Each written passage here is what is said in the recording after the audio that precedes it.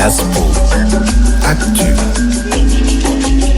Vous écoutez Diaspo Actu.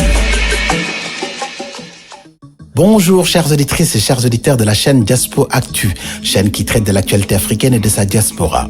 Alors aujourd'hui, nous allons faire un tour au Sénégal pour discuter d'un sujet qui préoccupe toutes les sensibilités, celui du troisième mandat du président de la République. Sensible ou tabou, toujours est-il que la question demeure. Le président Macky Sall, nouvellement réélu en mars 2019, a-t-il l'intention de se présenter pour une troisième fois? Si oui, en a-t-il le droit? Qui dit le droit? Et que dit le droit? Pour l'histoire, lors des élections de 2012, le candidat de l'APR, l'Alliance pour la République, M. Macky Sall, avait amplement abordé la question de la durée du mandat présidentiel. Il avait ainsi promis qu'une fois au pouvoir, il ramènerait celui-ci à 5 ans au lieu de 7. 2012 fut son année car il fut élu au suffrage universel, succédant à son prédécesseur Maître Abdoulaye Wade, resté au pouvoir pendant 12 ans et dont il fut le Premier ministre. À la veille de son 5e anniversaire aux affaires et face à la demande populaire de respecter ses engagements électoraux, le 14 janvier 2016, le président de la République, M. Macky Sall, saisit le Conseil constitutionnel en vue d'une révision de la Constitution. 15 points essentiels sont proposés, parmi lesquels la durée du mandat présidentiel ainsi que leur nombre successif limité à 2 de manière irrévocable. Ce à quoi l'entité chargée de veiller au respect de la Constitution répond ce qui suit. Article 3.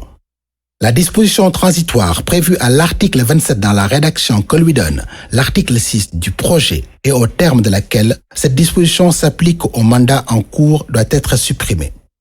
Elle n'est conforme ni à l'esprit de la Constitution ni à la pratique constitutionnelle. La loi nouvelle sur la durée du mandat du président de la République ne pouvant s'appliquer au mandat en cours. Fin de citation. Comme nous venons de le voir, cet article parle de durée et non de nombre de mandats, car celui-ci est intangible. Autrement dit, nul ne peut y toucher, et ceci doit rester inchangé. Le Conseil constitutionnel prend le soin de bien le rappeler au président de la République dans sa correspondance du 12 février 2016. Je cite les dispositions non susceptibles de révision. Considérant que les dispositions déclarées intangibles aux articles 26 et 27 sont reprises dans l'article 103, considérant qu'il y a lieu pour éviter les répétitions d'avoir un seul article sur les dispositions non susceptibles de révision, considérant que l'article 103 comporte un alinéa en vertu duquel cet article ne peut faire l'objet de révision, considérant qu'ainsi conçu, cet alinéa empêche toute révision ayant pour objet d'étendre le champ d'application de l'article 103 et d'y inclure de nouvelles dispositions intangibles. Fin de citation. Et pour finir, l'article 27 précise bien: nul ne peut exercer plus de 2 mandats consécutifs. Fin de citation. Comme nous venons de le voir, cet article 3, qui a le mérite d'être sans ambiguïté, parle de durée de mandat et non de nombre de mandats, car ceci est intangible, personne ne peut y toucher et on ne peut plus y revenir. Le président l'a ainsi compris et nous allons l'écouter se prononcer en ces termes. Nous devons être très sérieux dans ce pays lorsque nous voulons apporter une contribution positive à la marche de notre pays. Je suis encore à mon premier mandat, qui finira en février 2019, plus précisément en mars-avril 2019. Nous avons, il y a 1 an, engagé une réforme majeure de la Constitution par voie référendaire. Justement, c'était pour arrêter le débat. Parce que nous avions une majorité totalement qualifiée au Parlement. Mais nous avions choisi de consulter directement le peuple sur une réforme très sérieuse, très constructive, très consolidante de la Constitution pour régler principalement la question de la durée et du nombre de mandats du président de la République ainsi que du mode d'élection.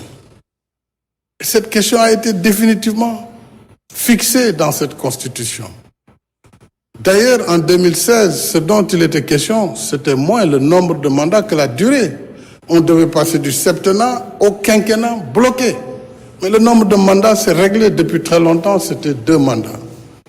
Donc le nombre de mandats n'a pas été modifié. Pourquoi engager une discussion sur un débat de 2024, un débat qui n'a pas lieu d'être, puisque je suis dans la logique de ne pas dépasser 2 mandats si le peuple sénégalais me fait confiance en 2019. Donc ce débat, on ne doit pas nous faire perdre du temps. Voilà ce que je voulais dire sur ce point. Alors, nous venons d'entendre les déclarations du président Macky Sall qui dit de manière solennelle, conformément à la nouvelle constitution, conformément à l'article 27, qu'il ne fera que 2 mandats consécutifs. Et malgré les supputations, il considère bel et bien celui de 2012 comme étant son premier et celui de 2019 comme étant son second et non son 2e mandat. Voilà qui devrait édifier le peuple sénégalais et le conforter dans sa compréhension de ce qui a été l'objet du référendum de 2016. Dès lors, il est définitivement établi que nul ne peut et nul ne pourra exercer plus de 2 mandats consécutifs au Sénégal. Le président sortant étant dans ce cas de figure, le précise sans équivoque. De manière formelle et conformément à la nouvelle constitution du Sénégal, le peuple sénégalais devra se préparer à de nouvelles échéances électorales en 2024 sans la participation du président sortant, M. Macky Sall. Toutefois, il serait plus qu'opportun d'attirer votre attention sur la nuance que comporte cette loi. En droit, l'énumération a un caractère restrictif. Autrement dit, tout ce qui n'est pas clairement cité n'est pas, de fait, concerné par la mesure. Ici, il est question de mandats consécutifs. Alors, qu'en est-il des mandats qui ne le sont pas ? C'est la seule question qui vaille, malgré le grand bal désordonné des intellectuels et juristes qui cherchent à valser avec la loi. Hélas, la réponse est que leur nombre est illimité compte tenu du caractère restrictif de l'article 27 qui ne vise que les mandats consécutifs. Ceci surprendrait plus d'un et on poserait la question de savoir dans ce cas pourquoi alors Maître Wade ne se représente plus. Il faut rappeler que l'ancienne constitution aurait pu le permettre car celle-ci ne parlait que d'âge minimum fixé à 35 ans. Sauf qu'avec la nouvelle constitution, l'article 28 fixe un intervalle de 35 à 75 ans. Et comme nous le savons tous, Maître Wade est aujourd'hui âgé de 94 ans, donc de fait ne peut pas se présenter au présidentiel. En juriste averti, il en est conscient et on pourrait dès lors se poser des questions sur son mutisme. Il en est de même pour son successeur, M. Macky Sall, auteur de la nouvelle constitution, qui préfère se taire face à la question du 3e mandat.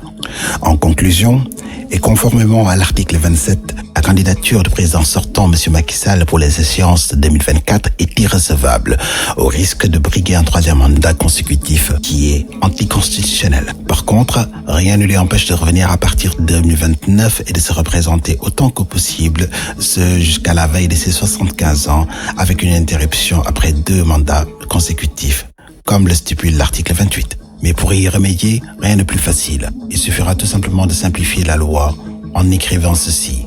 Nul ne pourra exercer plus de 2 mandats. Point. Avec une telle loi, que les 2 mandats soient successifs ou non, nul ne pourra en exercer plus de 2. Et l'affaire est réglée.